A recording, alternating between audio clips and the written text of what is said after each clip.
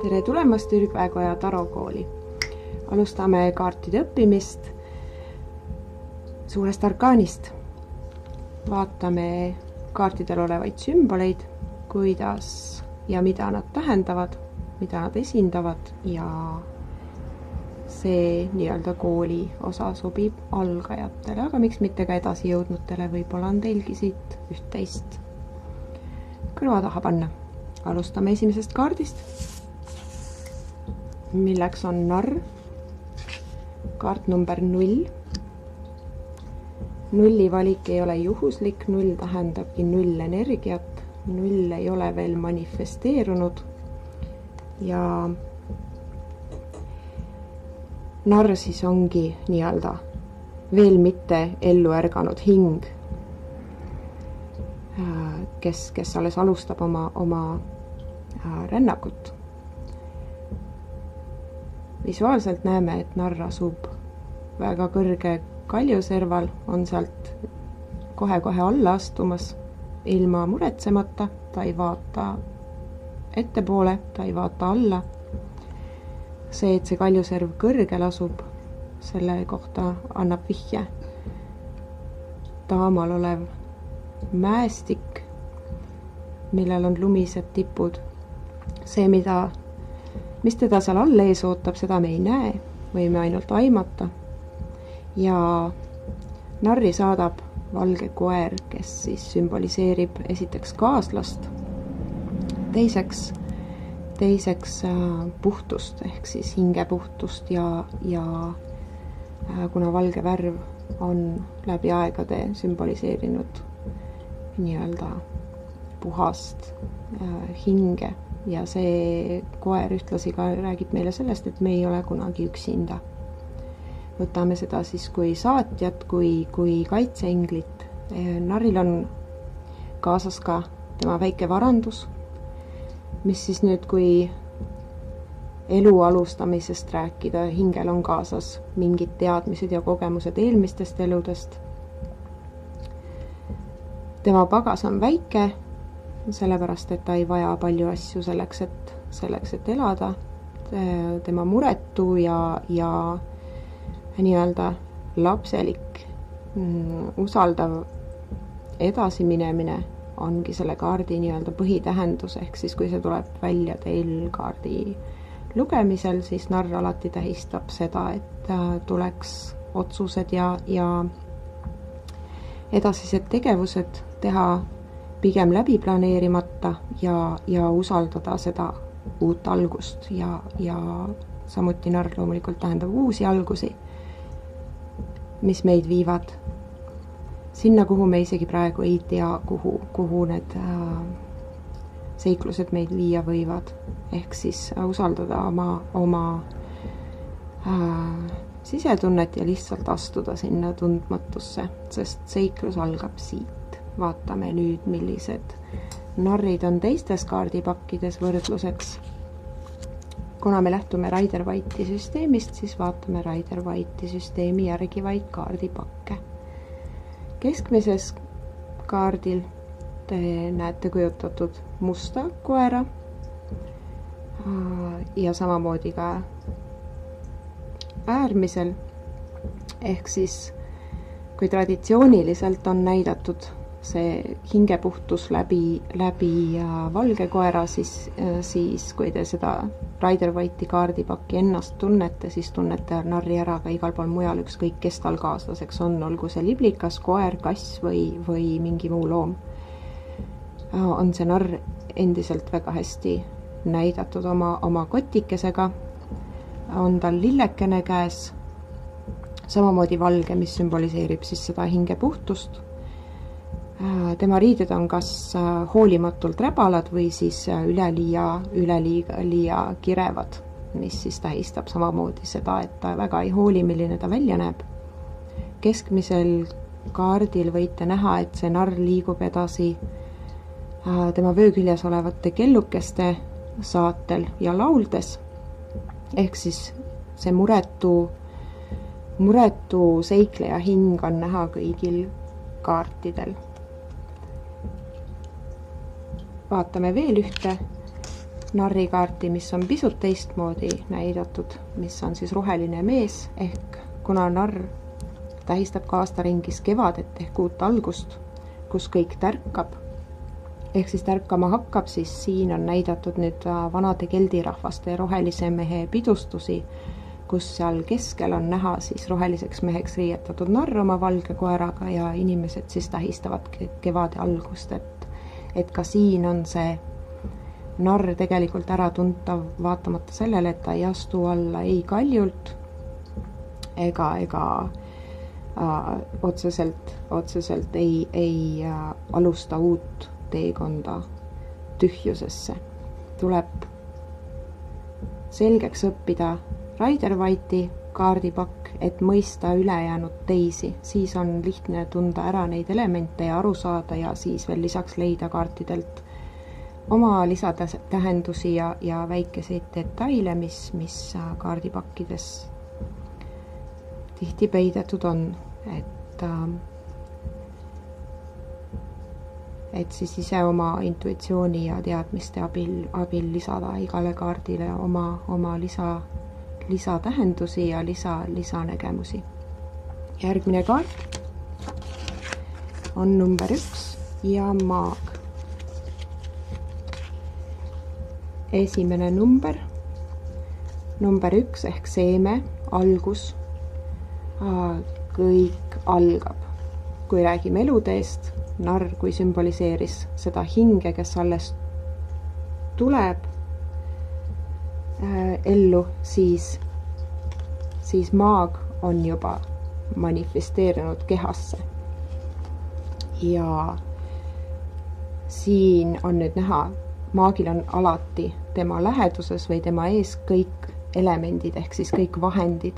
Siin on nad näidatud laual, seal on sau, karikas, münt ja mõõk ehk siis kõik elemendid. Lisaks on maagil käes siis kaheotsaline sau, millega ta osutab üles ja vasaku käega osutab ta siis nimetissõrmega allapoole. See liigutus tähendab nii nagu ülal, nii ka all. Ehk siis ta tõmbab ülevalt või saab ülevalt poolt informatsiooni, mida ta siis siin maa peal saab kasutada olemasolevate vahenditega. Lõpmatuse märk tema pea kohal on samuti üks maagi sümbolitest ja tähendab seda, et see nii-öelda elutee või töö või see ei lõppe kunagi otsa, see, et me oskame oma ümbrust ja vahendeid kasutada, kestab igavesti. Info, mis tuleb ülevalt, mida siin maa peal kasutada, kestab igavesti. Vaatame teiste kaardipakkide pealt, milline maag nägi välja enne Rider-Waite'i süsteemi, et mõista ka seda maagi poolt.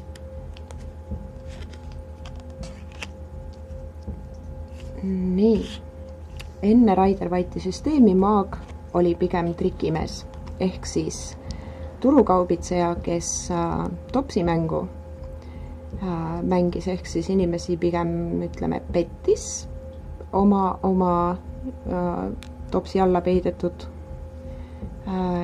mis iganes pallid või mündid seal olid. Ja maag siis on olnud varem pigem selline, kes võib sind pigem petta kui sinu sõber olla, ehk siis tuleb ka vahest arvestada maagikaarti lugedes seda varju külge, ehk siis tema ajalugu, kust ta pärit on. Et kui me nüüd loeme tagurpidi kaarte, siis maag tagurpidi tähendab kindlasti sellist pigem inimest, kes kasutab kõiki vahendeid selleks, et nii-öelda kasu saada või võib-olla isegi kedagi alt tõmmata. Vaatame veel maage. Keskmisel kaardipakil on maag näidatud, ehk siis sellel kaardipakil on maag näidatud seismas ühe jalaga maakera peal, mis tähendab seda, et ta haldab oma oskusi siin maal. Taustal olev liivakell, mis on ümber kukkunud, näitab samuti seda lõpmatust, ehk siis aeg ei ole oluline ega ei oma tähtsust. Žongleerib kõikide tema käes olevate vahenditega. Järgmisel kaardil on ta näidatud looduslähedase šamaanina, kellel samuti on kõik vahendid laua peal, mida tema siis saab kasutada enda ja teiste hüvanguks. Ja viimasel kaardil on šaman, maag näidatud naisterahvana. Iga element on ümber tema toetunud raamatutele, mis näitab teadmiste kogumist iga elemendi ja nende kasutamise kohta ja tema žongleerib orbe või palle, kristallkuule, mis siis tähistavad teadmisi ja oskusi neid kasutada. Vaatame veel paari maagikaarti.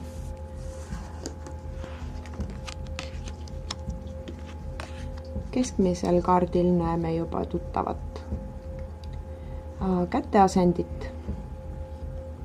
Ehk siis see ongi üks põhilistest maagi tunnustest tavalises vormis.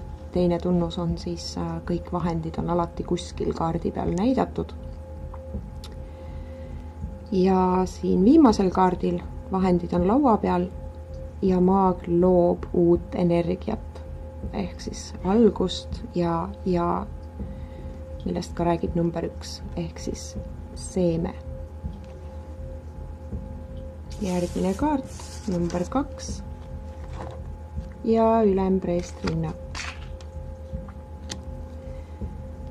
Ülempreestrinna on naiselik, puhas naiselik energia, intuitsioon. Tema jalge all olev kuu ja krooniks olev 3 kuu sümbol ehk siis tõusev noorkuu, täiskuu ja vanakuu näitab seda, et tema intuitsioon on see, milles põhinevad tema teadmised ja kus need tulevad. Ta asetseb 2 samba vahel, üks on must, teine on valge, tähistavad kuningas Saalomoni sambaid ehk siis tõe ja vale sambad. Ta istub nende vahel, hoides pisut varjus, ehk siis ta ei avalda meile oma teadmisi, mis tal on käesoleval papüürusel. Ehk siis need on tal olemas, tuleb ainult osata nii-öelda küsida või vaadata. Ja see, et ta on taustal oleva kardinaga varjatud muust maailmast, see, et tema kleit muutub allotsas veeks, vesi on emotsioonid ja sügavamad teadmised, kõik sümboliseerib siis seda infot, mida me saame sisetunde ja intuitsiooni kaudu. Vaatame, kuidas on ta näidatud teistes kaardipakkides. Nüüd keskmisel kaardipakil on nagu näha kuu sümbolid, mis on alati ülempreestrinna juures. Seal hoiab ta vee sümboliga raamatut kaenla all, mis siis tähistab neid teadmisi, mis sügavamal asuvad ja hoiab teist sõrme justkui vaigistades suu peal, ehk siis, et ära räägi, vaid kuula, tunneta ja lähtu mitte välistest, vaid sisemistest häältest ja infost. Ja viimasel kaardil on ta sünnitamas nii-öelda kuud, ehk siis kuu erinevad faasid, millest siis kõige esimene tuleb tema põlvede vahelt välja, ehk siis ta on 1 kuu ringidega.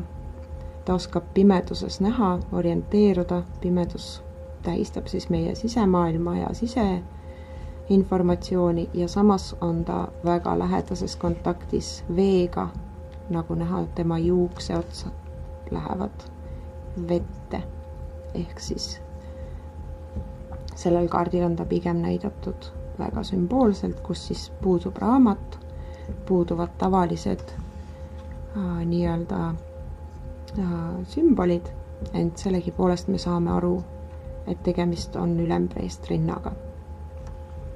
Vaatame veel.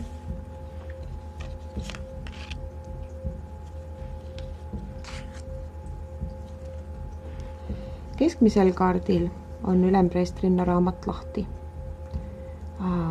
Ja tema jalge juures on imik, ehk siis siin on ta pigem näidatud õpetajana. Näha on ka mõlemad sambad, kuid tema nägu ei ole näha. Mis see meile ütleb? Näo asemel on must peegel. See tähendab seda, et nägu või inimvälimus ei ole tema puhul oluline, vaid just vaatamine iseenda sisse, mida me saame teha peegliga ja mida me saame teha just musta peegliga. Kui muidu ei saa intuitsiooni või mõtteid lahti, siis musta peegli abil on võimalik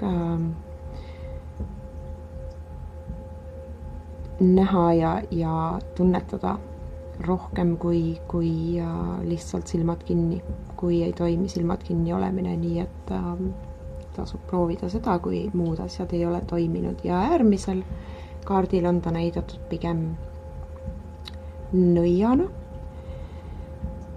ehk siis kes keedab ürtidest kuuvalguses ja nii-öelda püha kiviringi sees sellist imerohtu või keedist, kus siis samamoodi on näha, et kuuvalgus peegeldub ja see ongi see vesi, see kuu ja salapära elemendid musta kassi näol on ka siin ilusti näidatud. See on kõik, kohtume järgmiste kaartidega, aitäh vaatamast ja olge hoitud!